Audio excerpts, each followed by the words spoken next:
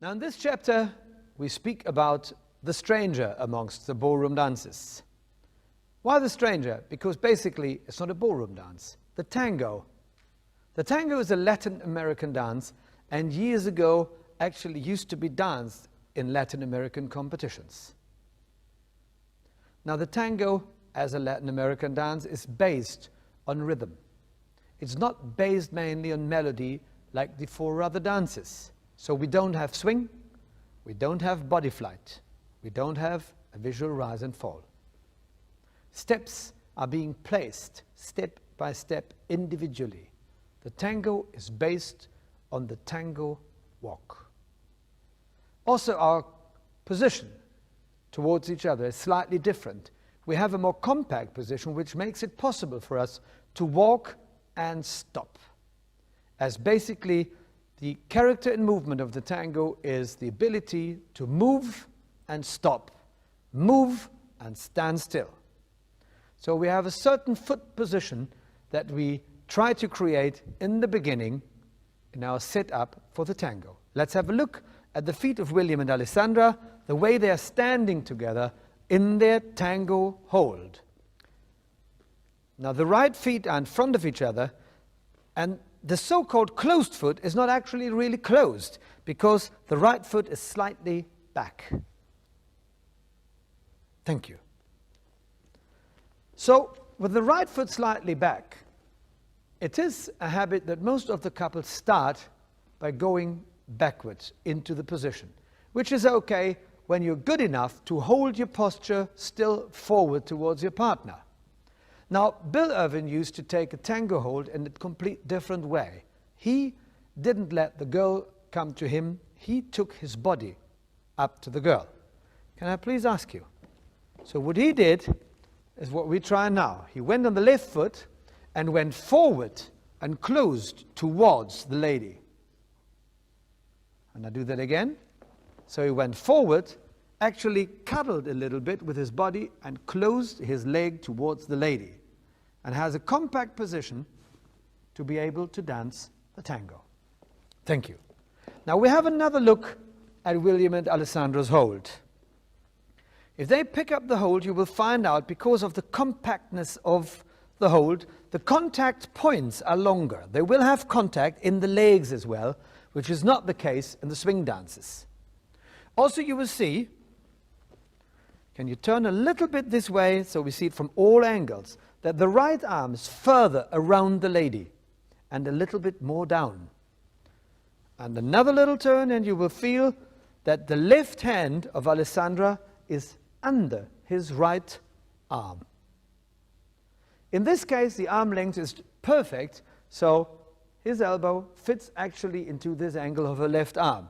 That doesn't happen always. It is actually a matter of the arm length of the two partners. Thank you. Now, the tango walk.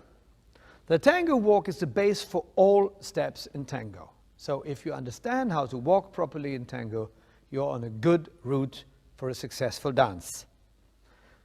To be able to do a correct walk in a swing dance, as we spoke about, we start in a closed position as we finish in a closed position. That is not the case in the tango. In the tango, we go from the starting position towards the walk, and the walk is finished when my body weight is around about 80% on the front part and is still having 20% pressure on the back foot. Only when I intend to continue my movement, I release the back toe and place the second walk. So we're always caught before we are completely on our front foot. Another thing we have to think about and reconsider is that the tango is basically choreographed on a curve to the left. So if we would be thinking of doing tango walks, we are not curving our body left. That would mean we turn away from the lady, which wouldn't help. We are going normal forward walks, but on a circle. So if we do that, we're walking forward on a circle. I don't have to look down to realize that I'm in CBMP, because it happens. If I continue on that circle, I will finish with a shoulder lead. Now that is very, very typical. And another aspect we need is the shaping of the feet, and we will watch these into consecutive walks A shaping of the foot in tango means we have both feet flat on the floor when we start. Now we go from the right leg, and the left sole of the foot peels off the floor before the shin bone and the foot is placed. We'll do that again. And slow, and slow, and slow. Through this shaping, we create a very characteristic movement which we need in a lot of the variations. The lady backward, of course, is not using her toe like we did in the swing dances. She's using the ball of the foot to be able to control the weight in that position. Now let's have a look at tango walks from William and Alessandra. On a circle, beautifully done. Now as the tango is in 2/4 timing, we can precise the moment when the back foot is released to be placed for the next walk. We call 1 and 2 and. It will be the D of the and where the back foot is released. 1 and 2 and 1 and 2 and. Can we see that one more time? So we have a better understanding how it looks as a couple. 1 and 2 and 1 and 2 and 1 and 2 and. Thank you. One of the most important positions, of course, in the tango is the promenade position, because this is basically an entry or an exit to most of the variations we have. Now, how does a man lead the lady to open to promenade? Well, basically, he turns himself. He uses his right foot and his right thigh for a slight turn to the left, and that is already enough to lead the lady. Now let's see how that looks within a couple. Basic position. Now the right leg and right foot has a slight turn to the left. And we do have the promenade position. There's no opening of the bodies yet, because it's not necessary. Okay? Thank you very much. One of the ugliest things in tango are positions where the knees are turned away from each other. That is called the Texas tango. It looks absolutely ugly. In all promenade positions, the knees are veered in. As an exercise, Bill used to do this. Now watch as we do this trick. He used to have a balloon and placed it between the knees when he did a promenade position. That would be the perfect position, as the knees are holding the balloon without squashing the balloon. That is a perfect connection from one leg to the next. Now that would be absolutely perfect. Unfortunately, he couldn't be able to continue dancing with it without bursting it. Thank you very much. The next step we're going to discuss is a progressive link, a step which has nearly disappeared because you can't make ground with it, and it's very difficult actually because of the timing. The progressive link is a half-hearted walk with a strong turn to the right. So it is a half-hearted walk, and while I transfer my weight to my left foot, I have a strong turn to the right, which brings me to promenade position. Now, I have to bring all the energy in that foot. I get the energy out of the foot and I stand still. So I take it in, I take it out, and I stand still. Another thing he used to say, he compared it to the Morse code language. In the Morse code language, we have a short action which is a dot, and the long sound is a dash. So he liked to have it as a dash dot.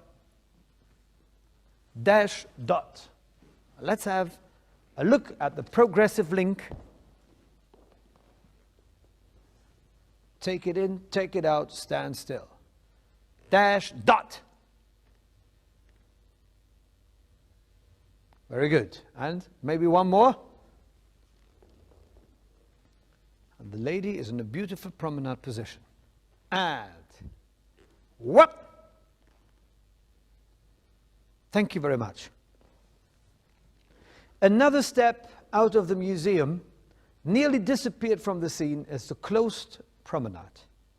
Now, the closed promenade is a very difficult step. We come from a promenade position. From the promenade position, I prepare from my right leg. Also, again, my left foot peels off the floor. So this first step is called preparation. I prepare. I will strike the lower part of my leg and foot through in one action. Strike. I will flick the shin bone of my left leg into position on the inside edge of the foot because my weight is still not completely transferred. Quick, that's a flick, and I close my right side to my left side. So in all, I have, together with the sounds, I have prepare, strike, flick, close. Now the lady, of course, is not swiveling her feet. She places the foot on the inside edge of the ball of the foot before she transfers the weight. Let's have a look at a closed promenade.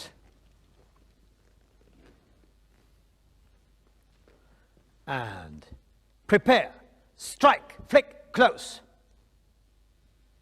That was wonderful.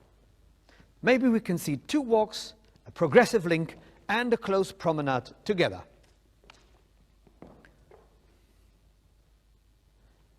And walk, walk. Prepare, strike, flick, close. Now you can see the accents, which is a mixture of accented and sharp, or smooth, passionate and easy. That is the differences we do have in the tango. We have another very interesting phenomenon. There is only in the tango are steps where the lady has a footwork which reads whole foot. Very unusual. Now, whole foot means that this step has absolutely no progression at all. And from there, the next step will be newly placed. Now, the steps are the second step of a four-step, or a five-step, and the second step of an open reverse turn. So we would have for the lady, it is one, that is a whole foot, and before she steps outside. The same goes for an open reverse turn. Now let's have a look at that when William and Alessandra dance it. First of all, probably the four-step, and it's the second step of the lady.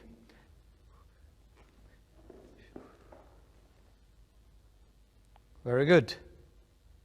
And once the reverse open turn, where we have the same phenomenon with the footwork of the lady on step two. Yep, and oh, quick, quick, slow. Thank you. Now, I think it would be a good idea if William and Alessandra dance a piece of the basic elements we just talked about to music. So we watch a little bit of their basic tango.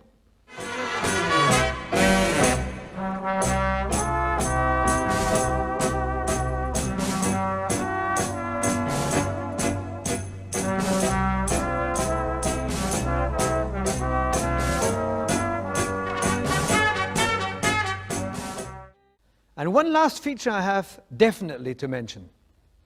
Now, Bill was very keen on the fact that the most characteristic feature of the tango is monumental stillness. As I said in the intro to the dance, the difference between moving and standing totally still. You arrive positions where you have to freeze the position, at least for a millisecond. You do a link and you freeze before you continue. You're not wobbling and moving and doing strange things. You are completely frozen in position.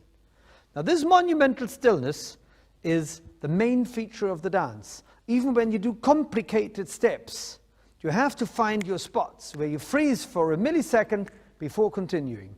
Now, that feature today, unfortunately, is nearly gone over the Jordan because running is everything that counts. Unfortunately, in Argentina, in tango, nobody runs. So we have to take care about preserving the tradition of the dance, thinking about moving and standing still. That, of course, is only possible if we create speed in the right way. To create speed, we build up an inner tension of our body which we release, like blowing up a balloon and bursting it just through a pin. Pow!